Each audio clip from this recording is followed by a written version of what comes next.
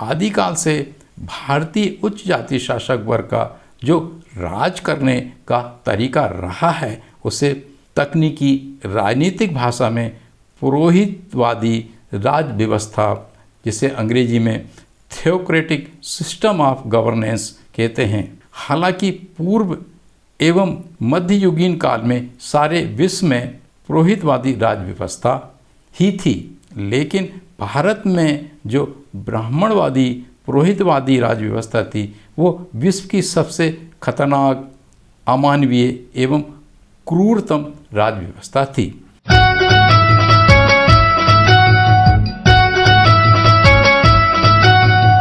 प्रिय साथियों, नमस्कार। हमारी YouTube चैनल में आपका स्वागत है। इन दिनों हम आपकी सेवा में एक वीडियो सीरीज प्रस्तुत कर रहे हैं जिसका शीर्षक है एक कट्टर अम्बेडकरवादी संविधानवादी का दावा, भारत के शासक वर्ग का वो घटक जो इन दिनों केंद्रीय सत्ता पर काबिज है और भारतीय जनता पार्टी के नाम से जाना जाता है, अगले 50 वर्षों तक सत्ता पर काबिज रहने में सक्षम है। पिछले 2 एपिसोड में हमने आंकड़ों के माध्यम से और 2 तालिकाओं के माध्यम से ये बताने का प्रयास किया है कि किन किन पैरामीटर्स, क्राइटेरिया एवं कारकों के आधार पर विभिन्न सामाजिक वर्ग या जनसमूह बीजेपी के पक्ष में अपना अपना वोट देते हैं। इस एपिसोड में हम उन गूढ़ रहस्यों का वर्णन करेंगे जिनके आधार पर भारत की आम जनता बीजेपी के भ्रामक किंतु असरकारक प्रचार में फंसकर उसे वोट करती है। चूँकि हमारे प्रस्तुतिकरण तकनीकी, अकादमी एवं अनुसंधानात्मक स्वरूप के होते हैं, अतः इसके लिए हम एक आलेख तैयार कर और उसे पढ़कर आपकी सेवा में प्रस्तुत करते हैं। अतः निवेदन है कि कृपया हमारे प्रस्तुतिकरण की विषय वस्तु पर ध्यान देने का कष्ट करें। सबसे अधिक महत्वपूर्ण अनुसंधानात्मक बात एक गूढ़ रहस्य के रूप में हम आपको बताना चाहेंगे कि आपने गुजरात मॉडल एवं वाइब्रेंट गुजरात के विषय में तो सुना ही होगा। जैसा कि अक्सर हम कहा करते हैं, भारत का ये जो शासक वर्ग है वो विश्व के सबसे ज़्यादा चतुर, चालाक एवं छद्मवेशी शासक वर्ग है। इसने इस गुजरात मॉडल एवं वाइब्रेंट गुजरात को इस तरह से प्रस्तुत किया है मानो गुजरात में ऐसा रिकॉर्ड तोड़ विकास हुआ है कि वहाँ की आम जनता स्वर्ग का आनंद ले रही है। अतः इसी विकास के मॉडल को पूरे देश में युद्ध स्तर पर अपनाया जाएगा, जिससे कि भारत देश विकास के मामले में अमेरिका, रूस एवं यूरोप को पीछे छोड़ देगा। वो विश्व गुरु भी बन जाएगा और इसी मॉडल को विश्व के सारे चेले चपाटी देश अपनाकर धन हो जाएंगे। लेकिन ये गुजरात मॉडल और वाइब्रेंट गुजरात की 2 गूढ़ रहस्यमयी बातें हैं जिनकी शुरुआत भारत के कुख्यात कांड गोधरा कांड से हुई। पहला गूढ़ रहस्य यह है कि इस गोधरा कांड ने मुस्लिमों के विरुद्ध खुली हिंसा, हत्याएं, बलात्कार, सामूहिक बलात्कार, आगजनी आदि की ऐसी श्रृंखला चलाई कि पूरे गुजरात का मुस्लिम संप्रदाय इसके लपेटे में आ गया। प्रायः पूरे गुजरात राज्य में हिंसा, अत्याचारों से पीड़ित मुसलमानों को उनके मूल स्थानों, मोहल्लों, बस्तियों से सुरक्षा के नाम पर पुनर्वास कैंपों में यहाँ जाने, कंसंट्रेशन कैंपों में बसाकर उनका पृथक्करण, सेग्रीगेशन, आइसोलेशन किया गया। उन्हें मनोवैज्ञानिक तौर पर भयभीत एवं आतंकित किया गया। जब चुनाव का समय आया तो भारतीय उच्च जाति शासक वर्ग ने 2 काम किए। पहला यह कि कुछ मुस्लिम लोगों को छाम, दान, दंड भेद के अपने पुराने हथियार का इस्तेमाल कर इस मानसिक अवस्था में ला दिया कि वे अगर वोट दें तो सिर्फ एवं सिर्फ बीजेपी को ही दें, अन्यथा उसके परिणाम झेलने को तैयार रहें। दूसरा काम यह किया कि ऐसी मुस्लिम बस्तियां जहां जहां से बीजेपी के पक्ष में मत डलने वाली नहीं हैं, वहां ऐसी परिस्थितियां तैयार की गई कि मुस्लिम मतदाता मतदान के समय तक मतदान केंद्र तक पहुंच ही ना सके। इसके लिए अनेक प्रपंच किए गए। यहाँ एक गूढ़ रहस्य और भी जानना जरूरी है। हालांकि ये बात इस वीडियो सीरीज की विषय वस्तु का अंग नहीं है।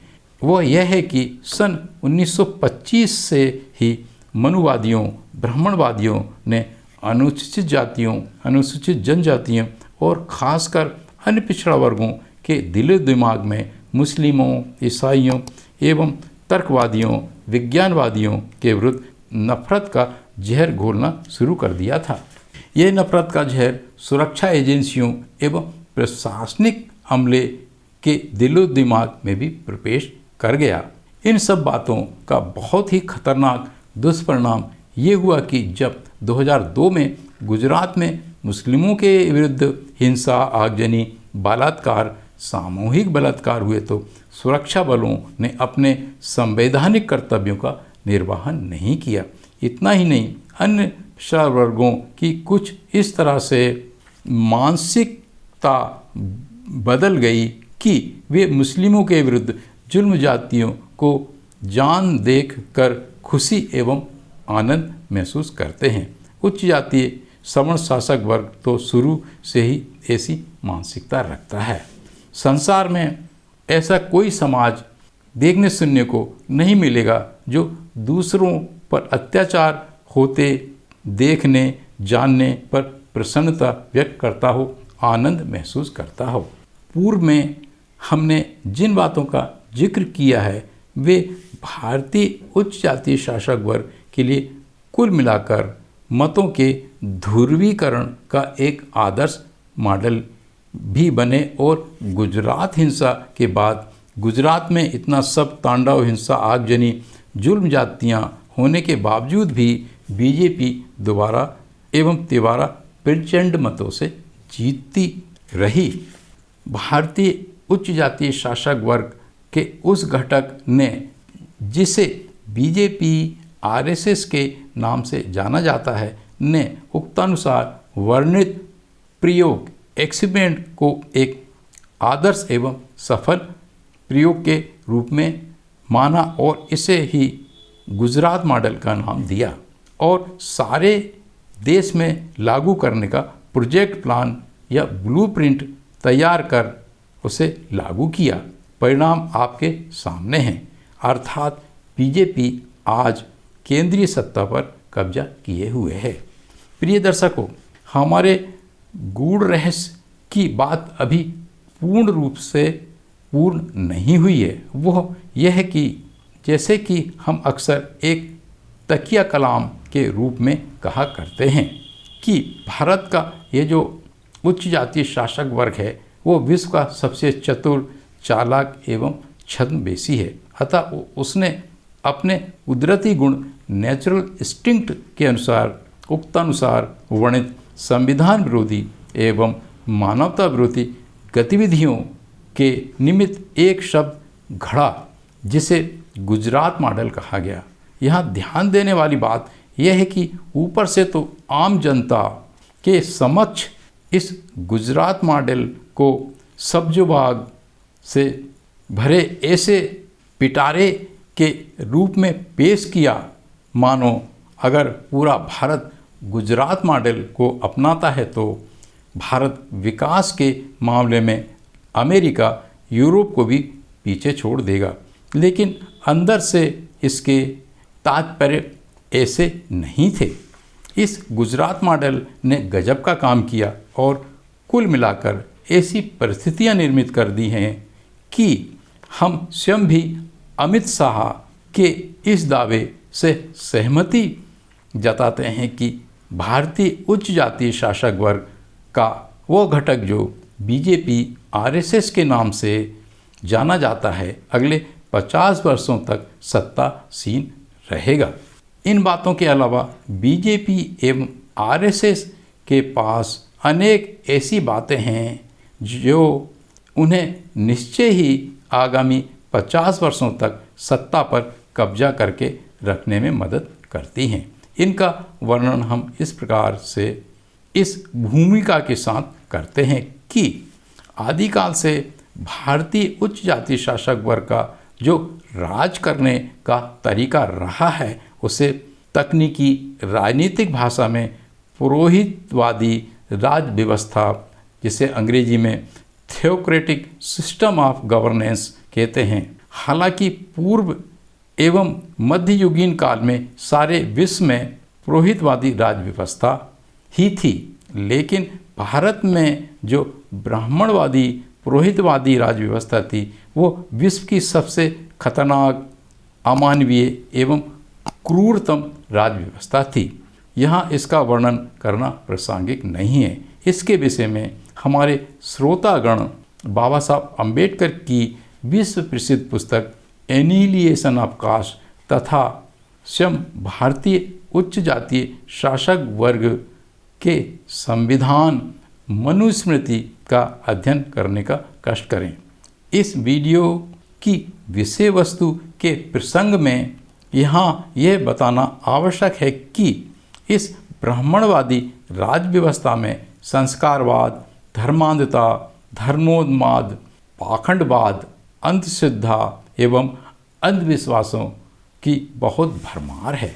सन 1947 में अंग्रेजों से जैसे ही भारतीय उच्च जाति शासक वर्ग ने सत्ता हथियाई, वैसे ही उसने धर्मांधता, धर्मोन्माद, पाखंडवाद, अंधश्रद्धा, अंधविश्वासों को बढ़ावा देने के साथ साथ धार्मिक संस्कारों के नाम से 12 महीने चलने वाले आयोजनों, मेलों ठेलों, यात्राओं, पूजा पाठों, चल समारोह, कथा प्रवचनों की भरमार कर दी।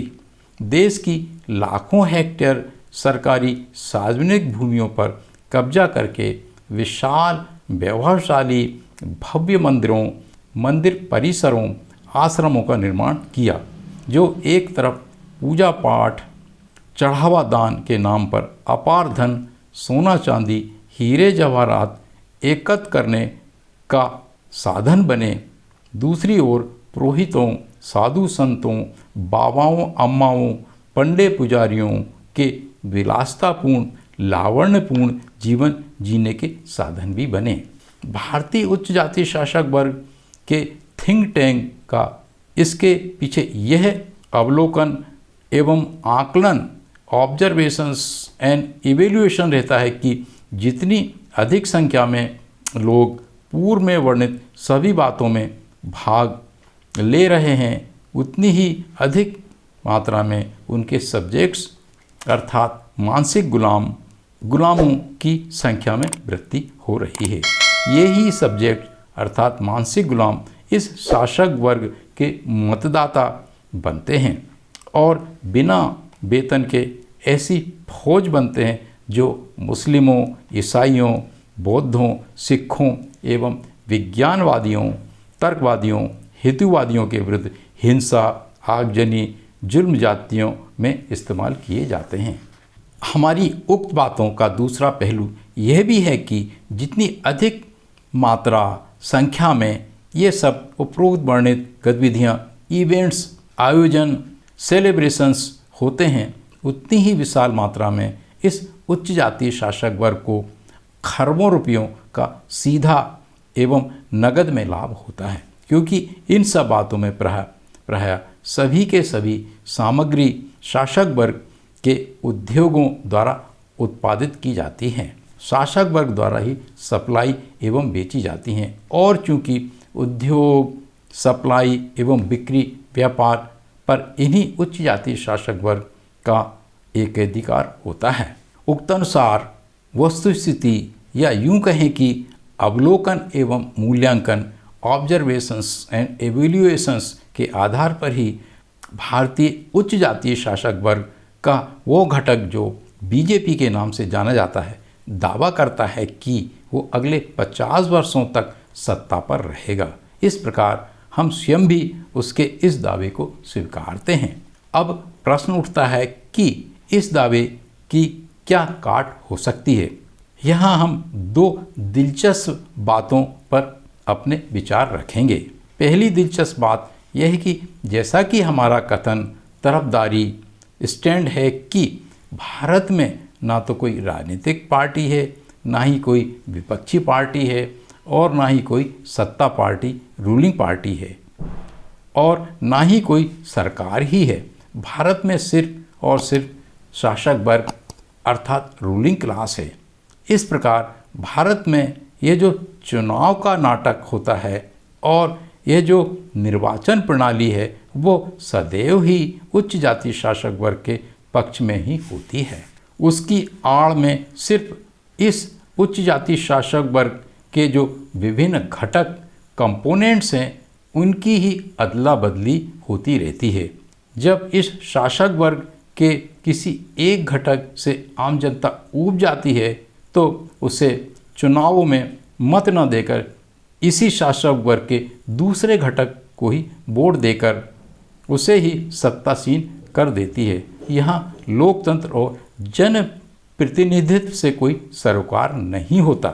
इस बात को देहाती भाषा में कहते हैं चोर को हटाकर गृहकट को सत्तासीन कर देना, फिर गृहकट को हटाकर फिर से चोर को सत्तासीन कर देना।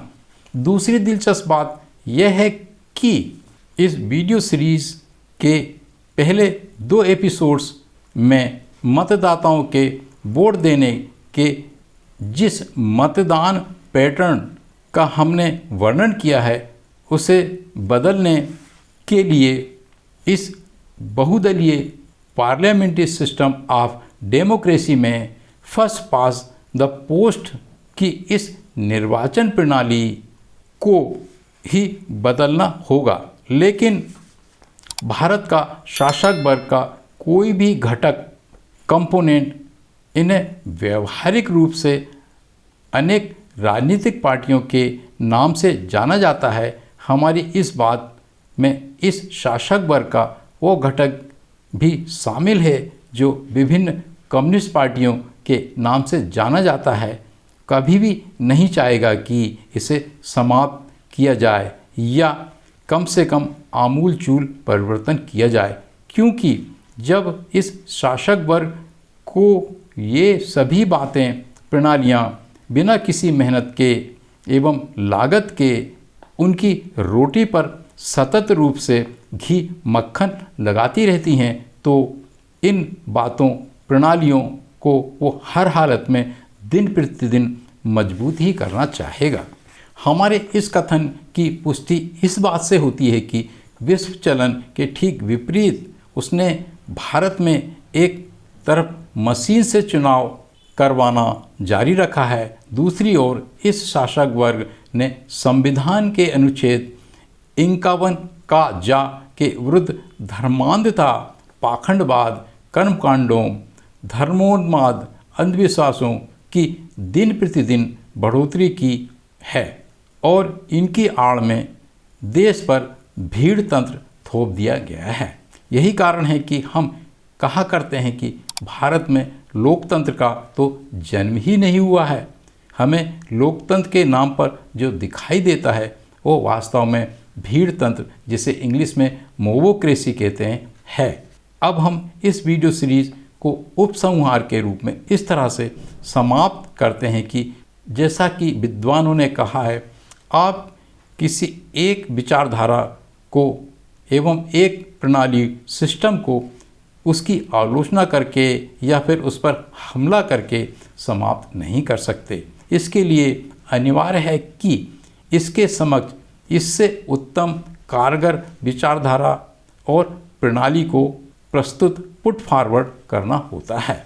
अतः अंत में हम एक बात यह कहना चाहेंगे कि अगर भारत में वास्तविक जन प्रतिनिधित्व लाना है तो सिर्फ और सिर्फ एक ही तरीका हमें नज़र आता है, वो है चीन की सांस्कृतिक क्रांति की तरह से ही भारत में भी सांस्कृतिक क्रांति हो। हमारा दावा है कि भारत में जो वोट देने का पैटर्न है उसकी आड़ में सांस्कृतिक आध्यात्मिक कारक बहुत ही अधिक हैं। अतः इस पैटर्न को बदलने के लिए, जैसा कि कहावत है, कांटे से ही कांटा निकाला जाता है, के तहत सांस्कृतिक क्रांति ही एक तरीका है। ऐसी सांस्कृतिक क्रांति जिसमें भारत का शासक वर्ग समाप्त ना हो तो कम से कम हाशिए में चला जाए, मार्जिनलाइज हो जाए। इस प्रकार हमारी ये वीडियो सीरीज़ यहाँ समाप्त होती है। अगर आपको ऐसा लगता है कि आपके ज्ञान में वृद्धि हुई है तो हमारी इस चैनल को सब्सक्राइब करने, लाइक करने और शेयर करने का कष्ट करें। पुनः नमस्कार, धन्यवाद।